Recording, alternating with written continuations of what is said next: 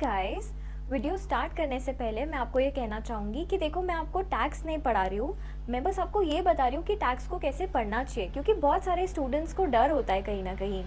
मुझे CS executive में exemption था और प्रोफेशनल में जब मेरा फर्स्ट अटैम्प्ट था तब मैंने टैक्स में 36 मार्क्स स्कोर किए थे, और जिसकी वजह से मेरा वो ग्रुप क्लियर नहीं हुआ था।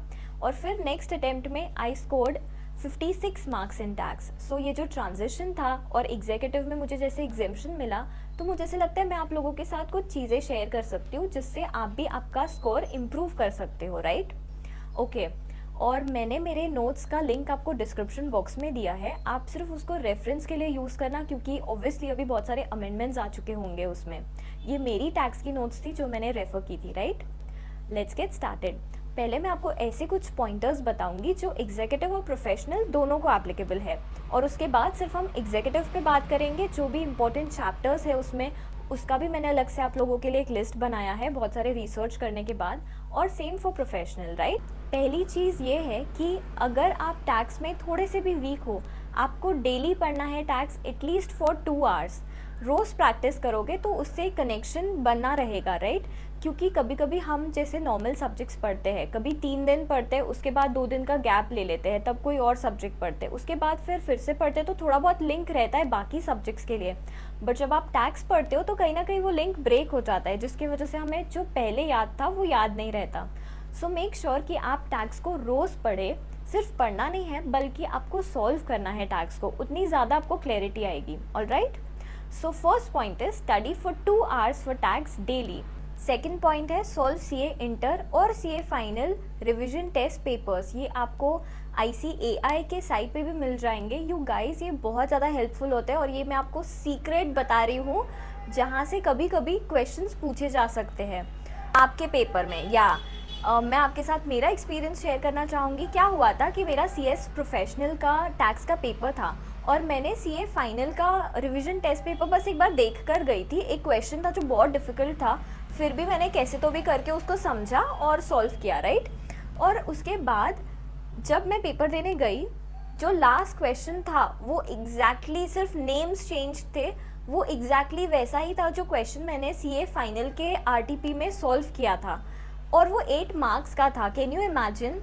सो कभी कभी ऐसे हो सकता है कि आपको उसमें से भी क्वेश्चंस पूछे, बट हमें बस हमारी प्रैक्टिस के लिए वो RTP सॉल्व करनी है। प्लीज़ पास्ट एग्जाम क्वेश्चंस जो हमारे होते हैं वो आप टैक्स के लिए रेफर मत करना, क्योंकि कभी कभी क्या होता है कि उसके जो सजेस्टेड आंसर्स दिए होते हैं वो पर्टिकुलर अटेम्प्ट के लिए एप्लीकेबल होते हैं, वो हमें एप्लीकेबल नहीं होते हैं, क्योंकि इतने अमेंडमेंट्स आ जाते हैं, as you know. Next point है कि प्लीज़ आप खुद की नोट्स बनाओ, मेक योर ओन नोट्स। क्या होता है कि जब टैक्स का पेपर होता है, टैक्स का सिलेबस इतना वास्ट है कि ऐसा नहीं हो सकता कि आप कंप्लीटली जो आपके टीचर ने आपको नोट्स दिए उसमें से ही पढ़ाई करो। जब आपकी एग्ज़ाम को कुछ दिन ही बचे होते हैं और आपको क्विकली रिवाइज करना होता है, तो आप लोगों को आपकी नोट्स ही काम आएगी। और एग्ज़ाम के पहले 1 डे बिफोर एग्ज़ाम तो आपको सिर्फ आपकी नोट्स ही रेफर करनी है। मैंने ऐसे ही किया था for executive and for professional both, and it is very beneficial for last minute revision specially. Next जो टिप है वो है, प्लीज़ आप टैक्स के लिए 1 या 2 टेस्ट पेपर्स दो, वो भी फुल सिलेबस पे, क्योंकि आपको उससे टाइम मैनेजमेंट करना आएगा। जो मेरे को 36 मार्क्स मिले थे वो इसीलिए मिले थे क्योंकि मैंने पूरा पेपर सॉल्व ही नहीं किया था, क्योंकि मुझे टाइम इतना ज़्यादा कम पड़ गया था। यू गाइस, मैंने ये गलती की थी और मुझे पूरा एक अटेम्प्ट लग गया, एंड आई डोंट वांट कि आप लोगों के साथ भी ये वाला सेम चीज़ हो। तो देखो, 300 या 400 रुपये मैटर नहीं करते अगर आपका एक अटेम्प्ट बच सकता है तो, राइट? और अगर ऐसी कोई टेस्ट सीरीज होगी टैक्स के लिए तो उसका लिंक मैं आपको डिस्क्रिप्शन बॉक्स में दूंगी। 5th पॉइंट है, देखो, मैराथन्स आर अमेजिंग, बट जब आपका मैराथन देखना हो जाए, बहुत सारी बेस्ट फैकल्टीज मैराथन्स लाती है फॉर टैक्स, ये जब लेकिन आपका देखना हो जाए उसके बाद आपको एक बार पूरा सिलेबस खुद से भी पढ़ना चाहिए, क्योंकि एग्जाम के पहले आप खुद से ही पढ़ने वाले हो। अभी तो आपको टीचर ने पढ़ा दिया और आपको सब कुछ समझ गया, राइट? बट बिकॉज आपको एग्ज़ाम के पहले दिक्कत हो सकती है, तो उसके लिए आप जब आप मैराथन देख ले उसके बाद एक बार खुद से वो सेम चीज़ पढ़ लेंगे तो आपको वो याद रहेगा। अगस्त के लिए जो भी बेस्ट मैराथन्स है टैक्स की, उसका लिंक भी मैं आपको डिस्क्रिप्शन बॉक्स में दे रही हूँ। ओके, ये थे जनरल पॉइंटर्स जो एग्जीक्यूटिव और प्रोफेशनल दोनों को एप्लीकेबल थे। अब हम ये देखते हैं कि एग्जीक्यूटिव के स्टूडेंट्स को कौन से चैप्टर्स इंपॉर्टेंट है। यू गाइस, आपको ये वाले चैप्टर्स ही पढ़ने हैं ऐसा बिल्कुल नहीं है। आपको ये जो चैप्टर्स है वो 2-3 बार ज़्यादा अच्छे से पढ़ने हैं, This is the only purpose I have made a list for you all. So अभी बात करते हैं CS एग्जीक्यूटिव के जो इम्पोर्टेंट चैप्टर्स है उस पे। सबसे पहले डायरेक्ट टैक्स में देखते हैं। देखो जो बेसिक है रेसिडेंशियल स्टेटस, फिर टैक्स रेट्स, ये सारे काफी इंपॉर्टेंट है, राइट। ये एक तो बहुत इजी भी है प्लस स्कोरिंग भी, और इस पे एक क्वेश्चन तो आता ही है फॉर श्योर। ओके, फिर इनकम अंडर वेरियस हेड्स, इसमें से सारे हेड्स इंपॉर्टेंट है, आई नो दैट, बट किसी किसी स्टूडेंट्स को पीजीबीपी काफी डिफिकल्ट जाता है, तो उन स्टूडेंट्स के लिए सैलरी, फिर हाउस प्रॉपर्टी, कैपिटल गेन्स तो इतना ज्यादा इंपॉर्टेंट है कि मैं आपको क्या ही बताऊं। देखो कैपिटल गेन्स इंपॉर्टेंट भी है और स्कोरिंग भी है, और इतना डिफिकल्ट नहीं है ऐसा मुझे लगता है, राइट। इस पे से काफी एमसीक्यूज आते हैं, एटलीस्ट आप 4-5 एमसीक्यू तो भी एक्सपेक्ट कर सकते हो, राइट। नेक्स्ट है डिविडेंड डिस्ट्रीब्यूशन टैक्स। अब मैं ये नहीं कहूंगी कि हर बार इस पे से क्वेश्चन आता है, बट एक क्वेश्चन आना ऑब्वियस है, ओके। और ये बहुत छोटा सा चैप्टर है तो आप कर जा सकते हो। फिर मैट और एएमटी, इसमें से शायद इन दोनों में से कोई एक टॉपिक पर आए, बट आएगा जरूर। और एडवांस टैक्स और सेल्फ असेसमेंट। सेल्फ असेसमेंट पे यूजुअली थ्योरी क्वेश्चन आता है related to number of days, time period या ऐसा कुछ, तो आपको ये भी थोड़ा सा थ्योरी अच्छे से करके जाना है। नेक्स्ट चीज है पार्ट बी, जो कि है इनडायरेक्ट टैक्स का, जिसपे है 50 मार्क्स। तो इस पे हम बात करेंगे, देखो कंपोजिट सप्लाई, अनमिक्स सप्लाई और कंपोजिशन लेवी, ये वाले सबसे बेसिक चैप्टर्स है, काफी इजी है, पर इस पे से एटलीस्ट 2 क्वेश्चंस तो आने ही हैं फॉर श्योर, इसीलिए आपको इसको बिल्कुल छोड़ के नहीं जाना है। इसके जो सेक्शन नंबर्स है, जो कंपोजिट एंड मिक्स सप्लाई के भी सेक्शन नंबर्स है, वो भी आप उनके डेफिनेशन के जो सेक्शन नंबर्स होते हैं वो भी अच्छे से लर्न कर लीजिए। प्रैक्टिकल क्वेश्चन भी आ सकता है, थ्योरी भी आ सकता है। Time and value of taxable supply. अब इसमें जो वैल्यू ऑफ सप्लाई है, इस पे एक क्वेश्चन आना इज फॉर श्योर। इस पे आपको जो गूगली क्वेश्चंस है वो इस पे पूछे जा सकते हैं, क्योंकि देखो वैसे बहुत बेसिक है, बहुत सिंपल है, बट उसमें कुछ कुछ क्वेश्चंस जो बन सकते हैं, जैसे कि जिसपे से वो गूगली क्वेश्चन पूछ सकते हैं, वो इसमें से ही पूछ सकते हैं। इनपुट टैक्स क्रेडिट, प्लीज आप इसको बिल्कुल भी छोड़कर मत जाना, ये इसमें से हर एक चीज काफी इंपॉर्टेंट है, राइट। ऑलराइट, अभी देखते हैं रजिस्ट्रेशन। इसमें आपको फॉर्म्स पूछे जा सकते हैं, टाइम पीरियड पूछी जा सकती है। ई वे बिल आप सबको पता है, प्रोफेशनल एग्जीक्यूटिव दोनों को काफी इंपॉर्टेंट है। फिर रिफंड प्रोसेसेस, उसमें से भी आपको फॉर्म नंबर्स पूछ सकते हैं, टाइम पीरियड पूछ सकते हैं। ये जो नीचे के 3 चैप्टर्स है, ये कस्टम से रिलेटेड है। देखो valuation of import and export goods पे आप एक क्वेश्चन फिक्स कर लो, क्योंकि उससे आना ही है, ऑलराइट।